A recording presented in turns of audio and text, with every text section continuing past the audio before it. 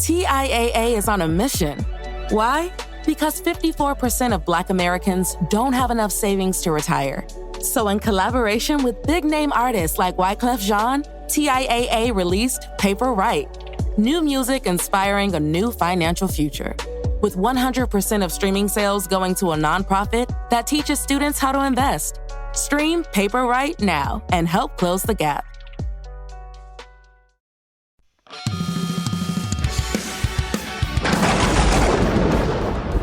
Hey everybody, Satan here. I know what you're thinking. Jesus Christ, Satan has a podcast now too? No, that's not it. But I am here to tell you about a podcast, and it's one that's all about my favorite band, Punchline. Not the band you expected me to say, right?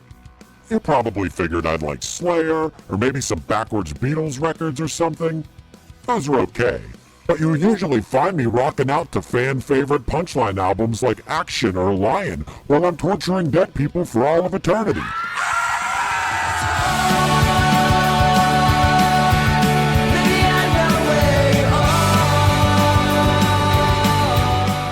Punchline's podcast is called A Band Called Punchline, and it's super entertaining to listen to this documentary-style look back at the 25 years of my favorite band. Honestly, I'm really feeling like I'm getting to know these guys, and their story is amazing. I'm so ready for them to get down here. I have so many questions. I gotta give them credit for catching on to my whole 37 thing, too. There's a reason why they're my favorite band, and if you listen to their podcast, they might become yours, too. A Band Called Punchline is available wherever you listen to podcasts. Check it out, and I'll see you all in hell.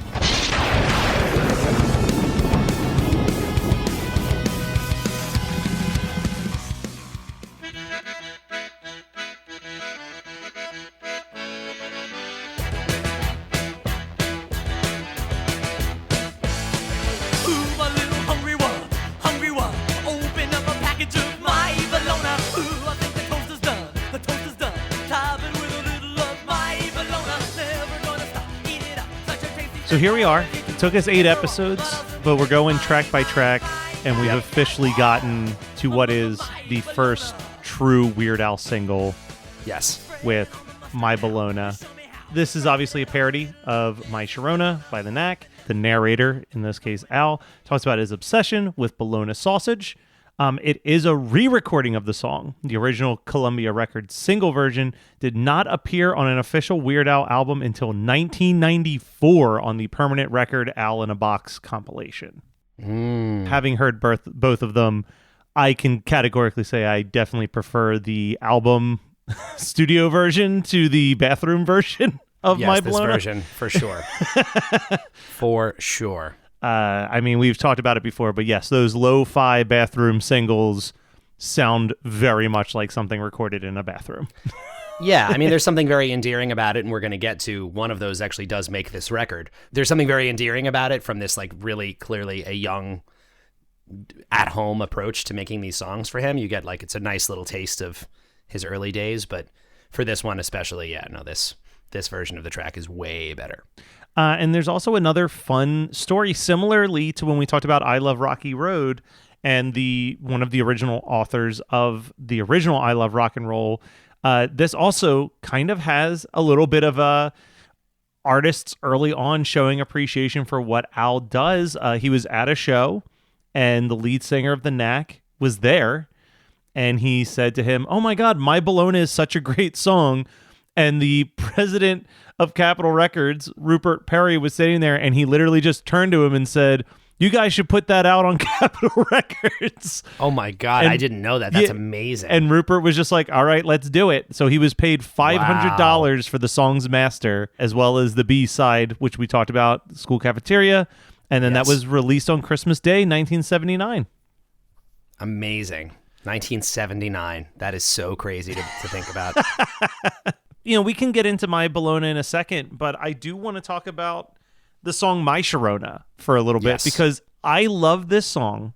And when I think of the song My Sharona, what I think about is being maybe elementary school or very early junior high, and my really starting to take an interest in music in a big way. And knowing the song My Sharona and my dad having the Knack record, and I want to say it was one of the first records that I ever, just on my own volition, was like, let me put this on and listen to the rest of this record.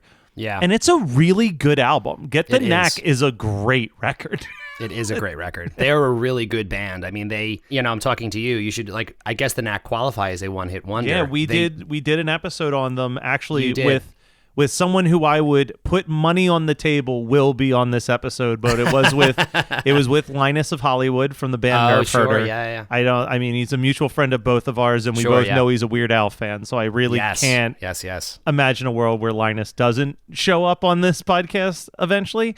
Yes, but I'm into it. Bring it on. Come on, Linus. Let's do it. The Knack is actually a really fascinating band because Capitol Records really thought that band was going to be as big, if not bigger, than the Beatles. Obviously, the Get the Knack album cover was designed to kind of look like the Meet the Beatles album cover. But I remember when we were doing the research on this, it was like something along the lines of like they had at the time one of the largest signing bonuses in like Capitol Records history. Wow. It was the fastest gold status debut single since the Beatles' I Want to Hold Your Hand in 1964. That's how big that song was. It's both surprising and it's not surprising because My Sharona is truly one of those like ubiquitous songs. Like it's hard to imagine someone having not heard this song. Even really big songs you appreciate, like there aren't that many, like in the grand scheme of popular music, that are so universally known and generally loved. I feel like this is a pretty, this remains a, like wedding dance reception staple to this day. This is everywhere. And I think that I'm pretty sure I'm paraphrasing Chris on that episode. I know I've heard Chris say this on other episodes, but that opening riff just feels like a riff that's always existed. Like, it's so funny you say that because I just was going to say, this is one of those things, I've talked about this with a lot of musician friends. The bass, the drum and bass line to this song is one of those things that it is hard to imagine somebody had to write. Yes. That didn't exist. And then they made it because it is so like fundamental to pop music and rock music. It's crazy to think that someone had to write it. It's almost like the guitar lick to Satisfaction, those sorts of things where you're just like, yeah, that should have just always been someone there. Pulled that out of the ether and now we all have it, but at one point it didn't exist. I can't even imagine. I don't know a whole lot about the story of the Knack, but in my mind, when they came up with that part, like everyone in the room was just like, oh my God, we just struck gold. Like this is huge. Those like incredible moments. There's no way you heard that song and didn't know that you had a hit on your hands. Yeah. And it's so simple, but so effective. It's just like, there's nothing. It's just, from a musical perspective, it's an octavating part. It's just the same note up and down a register going with that drum groove. So simple, but so immediate, iconic. You'll never mistake the beginning of My Sharona, unless it's My Bologna. Yeah, well, and I mean, talking about that great bass and drum line translates to an accordion pretty nicely. Pretty nicely, yeah.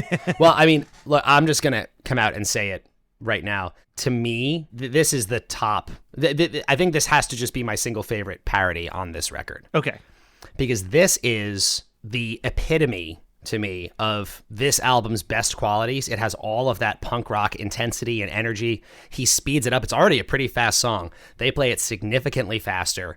It's very accordion heavy. And this is just like oozing with energy and excitement. And we were talking before about Stop Dragging My Car Around, sort of feeling like, how much do they care about the song that they're playing? And in this one, man, do you feel an excitement to be doing this track. Oh, for sure. And this is to bounce back to something we were talking about earlier, like the difference between this studio version and that like bathroom version is while it translates well to an accordion, having that full band backing it up on the studio recording just takes it up one more tier. Just the drums and bass added to it also allows like the middle section where Al is taking the solo on the accordion. It just makes it feel more full and more like part of the actual track. Yeah, no, this is just, it's a better take of the song doing this song without the real drums, like we were just talking about, like the drum and bass groove is everything in this track. Yeah. So to do it without drums and bass is like, oh, you're really missing a lot of what makes this song special. Yeah, you're missing the heart and soul of the song. Yeah. And then it's got that weird, like it's got the burp, which is, I believe I heard that is a sample from... Oh, really? From, again, referenced it at least 3 different times already on this show. Mad Magazine compilation album that I had has a song called It's a Gas that has a bunch of fart and burp noises in it, followed by someone yelling, "It's a gas." And I believe that burp is from that recording of It's a Gas. Wow, I'm pretty sure I heard that somewhere. I'm always struck by when that happens in the song. That burp is louder than any other part of the track. Yep. That comes through so loud when you listen to this song. It is like, it's really startling and funny. It's the only element of this that's like, this song does not have hand farts or any of that other goofy stuff. It's just a very straight take, accordion, bass, and drums. And then he throws in the belch just to give it a little bit of that Al. What a belch. Obviously, we're not going to cover this in the music video category. Theoretically, there's a music video, but it's basically just Al by himself lip syncing to the song. It's not really, it's nothing. It's kind of nothing, yeah. So we're going to ignore that and just kind of stick with, at this point until we get to in 3D, there won't be any more music video rankings for a little bit. Yeah, that's true. We're done. But yeah, I mean, I can understand why this is up there. I don't know, my love for Ricky, I'm torn on where I'm going to put this No, thing. that's totally fair. No. I don't know. This really kind of does it for me. I'm another interesting thought, and we're talking about like specific moments in his career and things that have happened. This is not unusual for this song, but this is a rare example where he does change the arrangement from the original, because the original version of My Sharona has that long bridge and all instrumental break, and Al just cuts it completely. And I do think that there is a single mix of My Sharona that cuts that as well. Probably, because it was the record version is almost 6 minutes, I think. It's really, really long. And he just, again, it's instrumental too, so like it kind of makes sense. It's usually the first thing to get cut when you're doing the radio edit. Exactly. But an unusual thing for Al to not, at least in terms of the grand scope of his career, an unusual thing to make an arrangement change on the original song. Yeah, usually it is fairly loyal to like every nook and cranny of it. Exactly. But yeah, it's the only downside with My Bologna, and I hinted at this on a previous episode, is the lyrics are kind of just, they're very sparse, let's say. They're not, it's definitely written by an 18-year-old. And you know what I also will say, because this is another example of like, this was another track that was on that Food album compilation that I got at a young age. This was an early Al track for me. A lot of this first album stuff, the deep cuts off this record, I did not hear until I was much older. So this definitely hits a real nostalgia point for me. Like, I heard this as a kid and it really does resonate deeply. I have a lot of fond memories attached to this one. Even today, like listening to the record, I don't know, like when I get to this track on this album, this song has such, it's one of, if not, it's at least in the top half or third in terms of energy and excitement and enthusiasm. I feel like it just, I don't know, I can hear the high energy, not just in terms of tempo, but the performance. I don't know. I get excited as soon as the song starts every time. There's something I don't like about the lyric. I always eat too much, then throw up, but I'll soon be back for my Bologna. I don't know why that lyric always felt clunky to me. Like the third verse, I actually think is really funny. Going through the market now, I'm the biggest bologna buyer. I'm walking down the shopping aisle, filling up my baskets with Oscar Mayer. That's a good ass rhyme. That I give him a lot of credit on that verse. Like we were saying, like for the most part, there's so many Weird Al parodies over this like 40-year career. Yeah. Where it's like, never in a million years could I imagine coming up with that parody idea. Sure.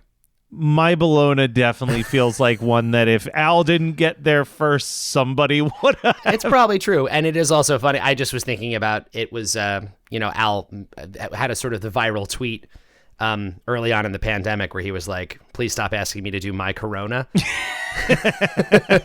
Whether or not people were actually saying that to him or not, it was a legitimately funny, because that was a comparably obvious. You're right. From a lyrical perspective, this is somewhat obvious. It's not as, but there's a lot of that Well, I shouldn't say, because there's definitely some interesting subjects that he tackles on this record, which we are going to be approaching. Oh, yeah. In the upcoming episodes. There's some really interesting stuff that he is writing about, and this, compared to that, is on the goofy side. I don't know. These lyrics are very, very silly, and they're not. It's not the funniest parody he has ever written. No, and I think that's yeah. all I'm saying. Like, I think it is the most important parody he's ever done. Yeah. But in the grand scheme of like Desert Island top 5 personal favorite Al parodies, this one isn't even popping on the charts. Not even close. Might not. Yeah, even, that's fair. Might not even show up if you were like top 5 favorite Weird Al songs about food. This might not make that list for me either. About food? That's interesting. You know, maybe at some point in this we can do we'll do all these sub lists of categories, like the ranking the food songs. Here's what we're gonna do. I'm gonna throw this out there. All right. When we're going through this release schedule, obviously we're not gonna do the TV album or the food album, but when we hit that mark, we'll make a top 5 of that specific theme for both of those. Or we could re-rank, do the TV album and the food album in order of our favorites. Ooh, I just like that. re-sequence those records once we've gotten through all that material. That's a fun idea. That's what we're doing. Guys, stay tuned. Cool. That'll be in about a year and a half. That year and a half's gonna fly by, people. Don't worry about it. For sure. And especially, don't worry.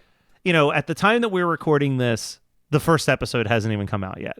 So we don't. That's true. We don't know. We assume you guys are loving this show. Yeah, we're assuming you're loving it, but I can categorically say that when I posted a picture of our logo and officially announced that the show was coming out, I had over 100 likes and a shit ton of comments from people like, I am so excited for this.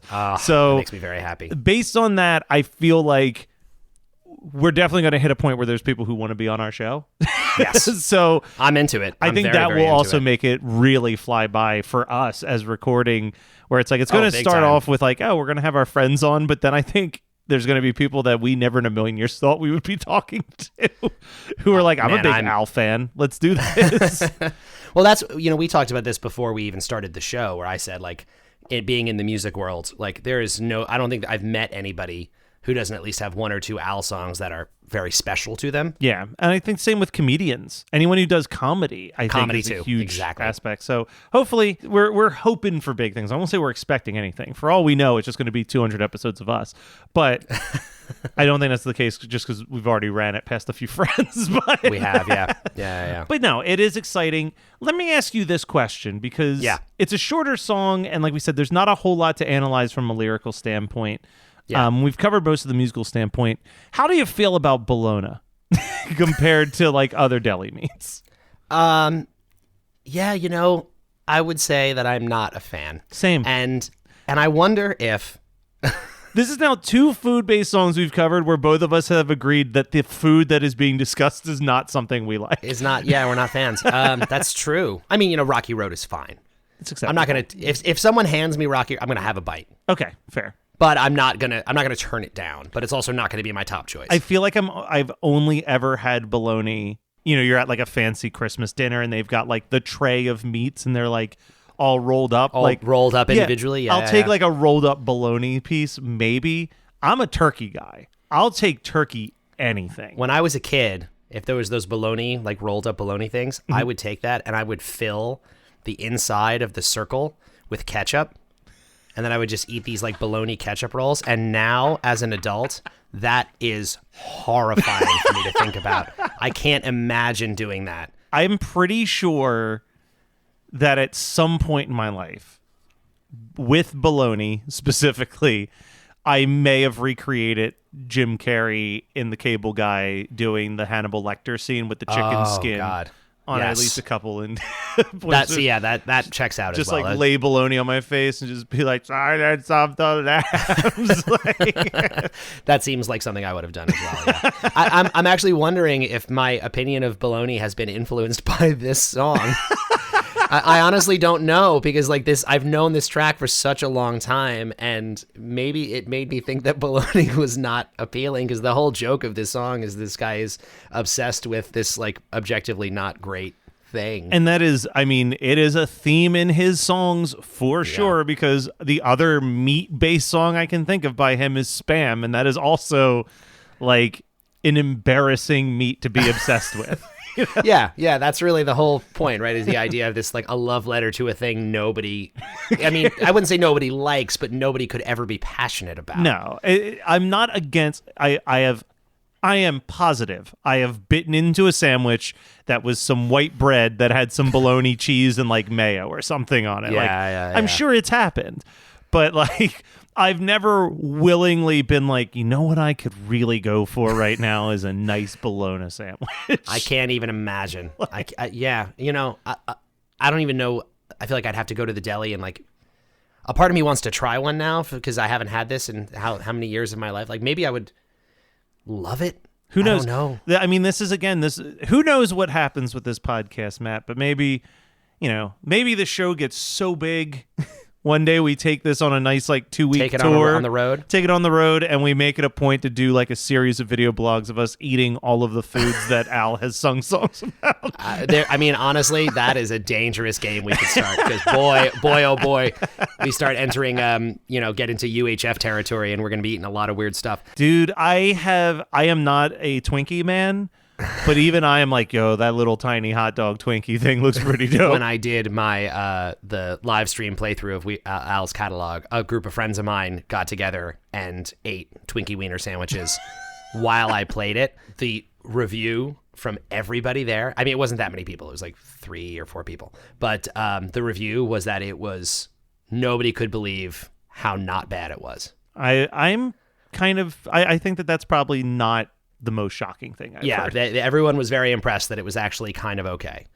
As far as bologna goes, for our listeners, people who are listening, I'm genuinely curious any people out there who regularly eat bologna sandwiches or bologna in any form. Is this something that's on, like, it dates this song in a funny way because it doesn't feel to me like a thing that is a thing anymore. I grew up with bologna sandwiches being a common, like, school lunch thing. But in my mind, that does not happen anymore. But maybe I'm wrong. I don't know. I also realize this is such a weird thing to think about. But I think that there was a slight period of time where I also confused Oscar Mayer, like the company Oscar Mayer, for Oshkosh Bagosh, like the kids' clothing line. like they were like interchangeable in my brain. Like if you said either one, I'd be like, yeah, the kids' clothes, got it. Oh man! But man, the Oscar Mayer had a nice old theme song though. Yeah, like that is a jingle and a half. The Simpsons may have thrown a little bit into my thoughts, they did really lock it in for sure. I was just thinking the same thing. I'll sometimes just be like, my bologna has a first name. That's all I see. And I don't. Again, that seems like maybe from our childhood that would be a thing. Maybe anyone a little bit younger than us would not know that. I have not heard that jingle in any sincerity, in any form of sincerity. Probably since even before The Simpsons. Like, I feel like even when The Simpsons made that reference, it was making fun of a Date-It commercial jingle. Exactly. But all right, so you've played your card that My Bologna, currently your number one. My Bologna is my number one parody on this record. I'll say so far. Okay. Spoiler, maybe more than this, but I love this. I don't know. To me, this is the embodiment of all of the best qualities that Al and his band have on this record. So I don't think I like it more than Ricky. I really love Ricky. Ricky is probably my favorite parody song on this album. There you go. It's also probably could be my favorite song on the whole album. We'll see. Wow. We'll see. So interesting. I love that. That's great. No, where I obviously I put My Bologna above Stop Dragging My Car Around. Yeah. There's part of me that wants to say that it's better than I Love Rocky Road. Okay. But here's the thing. I'm looking at it. This is where it becomes tough because I'm just looking at 4 songs right now, and it feels like I Love Rocky Road, now officially being in the lower half of everything, seems too low. Right. Well, it's weird because again, this record, in terms of it does not have that many parodies. It doesn't have that many parodies, and the parody spacing is very strange. Yeah. Opens with a parody, track 3, then you get 2 originals, then 2 parodies back to back. Then an original, then a parody, and then 3 originals to close out. 3 originals to end a record. I mean, that's amazing. Like it's a weird lineup. I'm gonna stick with number 2. Okay. Because I'm thinking of like what's to come, not just on this album, but in the next album.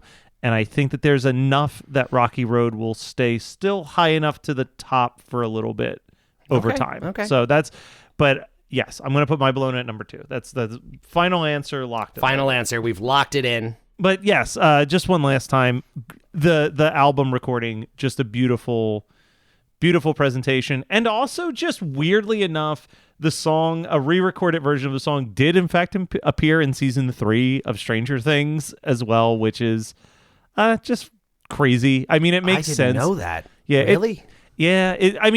So that it said a re-recorded version, but I'm wondering if they just mean like the album re-recorded version appeared. But the idea that Weird Al would be someone that the Stranger Kids are listening to is not that out of the realm of believability to me at all. So I'll take it.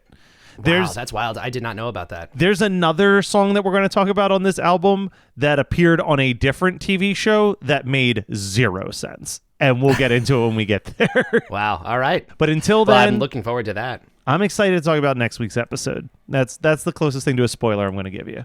Okay. All right. I'm ready.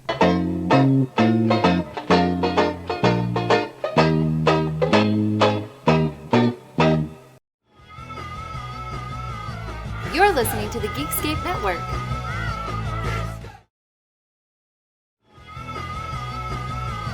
You're listening to the Geekscape Network.